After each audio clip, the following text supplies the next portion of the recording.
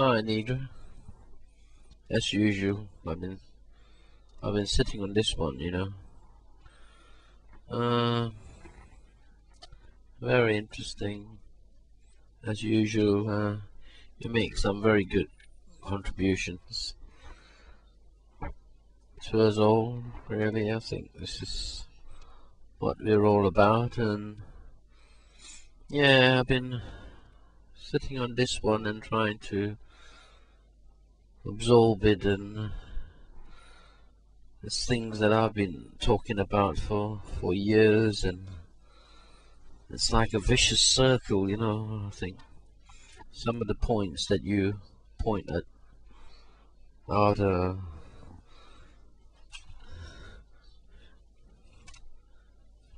what Harriet Tubman and her points and whatnot, and I thought to myself, isn't it amazing that we all seem to be going around in circles thinking that we're something that we're not. As for the people in power, sadly some of them are children, and we seem to educate them and get them on and think we're creating the very best for them, but once they get into these positions, they tend to forget who they are, and I don't suppose they do. In some ways, they probably do know who they are, but I suppose they must be educated that this is the big man's game in the big man's field. If you belong to it, you've got to be like this, the way the big man thinks, and he's put here to run the world, and this is how you run the world, and these are the people below, and we are the people on top. And you either follow our mentality, or we would never help you up the ladder. In some ways, you will never know that we never help you up the ladder. We would stand there in the background and watch and observe the way you bend with the wind, and develop the mentality that we will put all the ticks while you are at university for you to get on, or we shall pretend that you never existed. It's very difficult, I suppose, for working class children to get on, and when they do get on, they become something else totally.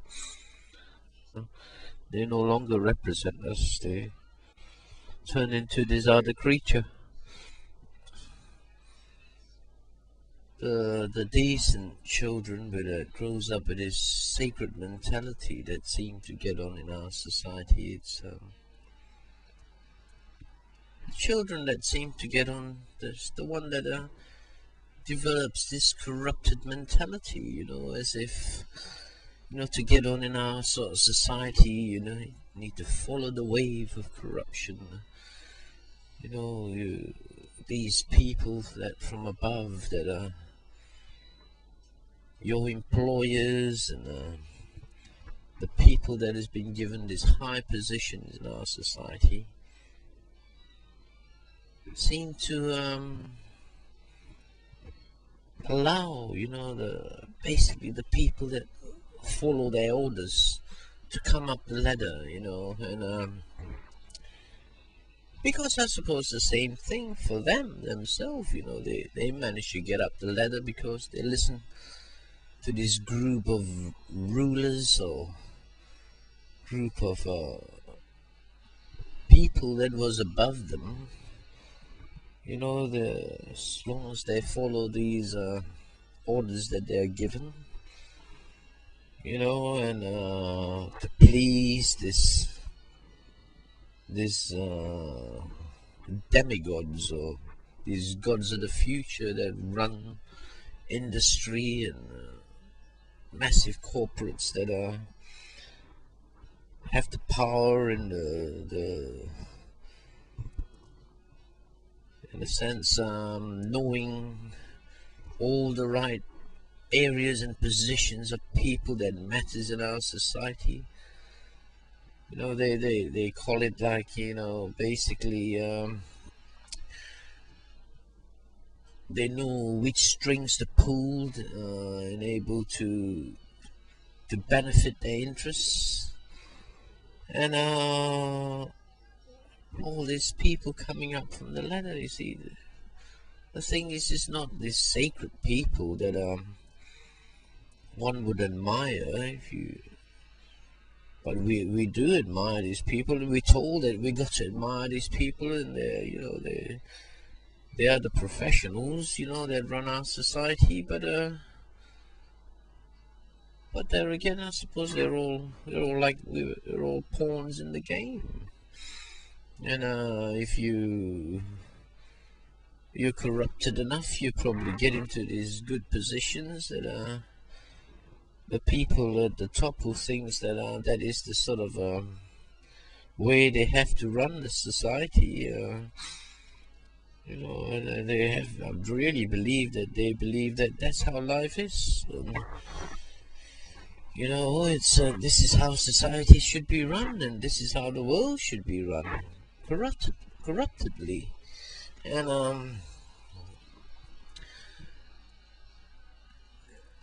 I suppose they've been doing that for bloody centuries, and here we are again, round, 2 million, and we still think that it's normal, in a sense that but when I stand back and take a look at from what I saw and can see in society, that the majority of people at the top that seem to get on is because they told the line, to what is expected out of them. And the people who are expecting these things out of them that could put them into the positions that they require, they themselves has been through this transaction of with their superiors in the past, where it's the only way to get on in our society is through being that way. It seemed to, corruption and all these things seem to make more money, make companies and corporates bigger and richer. Finally, they believe themselves that without this corruption and without this form of behavior, they won't have the company they have today, and they're probably right. But do we, as a decent human beings and believe in a decent society, want such a corporate to exist? Do we want to have our names behind these types of corporate?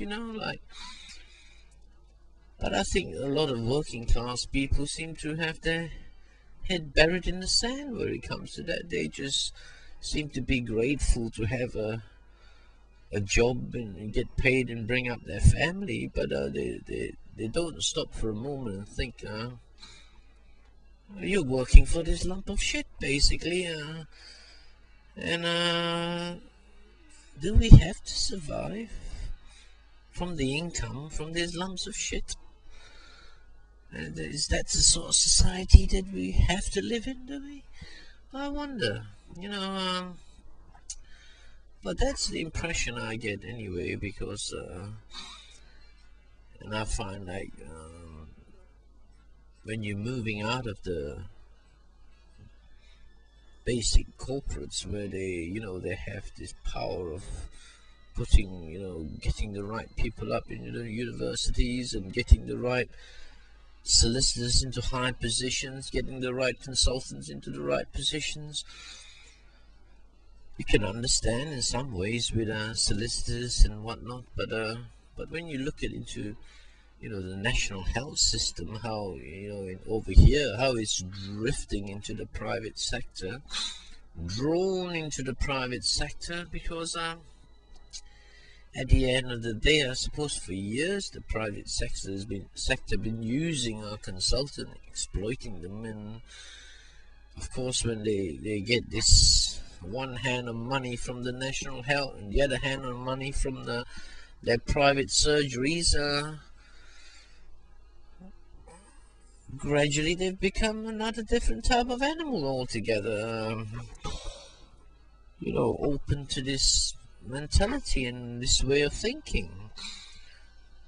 I don't know, in the States, because everything is private, they don't have the sort of, they don't come up the road that our consultants do. What I'm really trying to get at is we've reached a point now in our society where the whole corruption machine is so well integrated in our society that even trying to communicate about it on YouTube, it's extremely difficult, because there's a huge percentage of people that you're communicating with and dealing with are part of this massive game, that the whole machinery that runs our society and the whole infrastructure is so well integrated into that form of mentality. There's people probably listening to this video and know what I'm talking about, but yet when they look into their lives and into their positions and into the scenario that they belong to, they will button their mouths, absolutely sewn up, clamped forever, because they're there whether they like it or not, and less said the better, and so it's going to be extremely difficult for to draw the decent man out of this shell that is cocooning basically into this animal that he's become. He doesn't realize anymore that he's no longer this human that something sacred created. Probably if he looks in the mirror long enough, he might be able to recognize this lump of shit that he's become. Whether he wants to admit to it and whether he wants to say, oh, that's how life is, we can't change it. No one man can change these things, but I often wonder how long is this going to go on for, It's just like religion, basically. I say to all these religious, different denomination of religions that come along and communicate with me, I say to them that how long has religion been with us, for how many thousands of years, 2,000 years or whatever, and never done anything for the ordinary man on the street. And the corruption is as much here today as it was in Christianity time, or in all these other religious times. They're still living here in the same environment and the same mentality, except with all these wonderful rules and laws that are supposed to make this world a better place, but it hasn't changed at all, well, the thing is how long, I say to them, are you willing to draw that line, shall we give Christianity another 1,000 years? The Muslim religion another 1,000 years to achieve something for mankind before we say, look, enough is enough. You've had 3,000 years and that's your lot. We're going to have to sack the bloody lot of you because you haven't achieved nothing for us.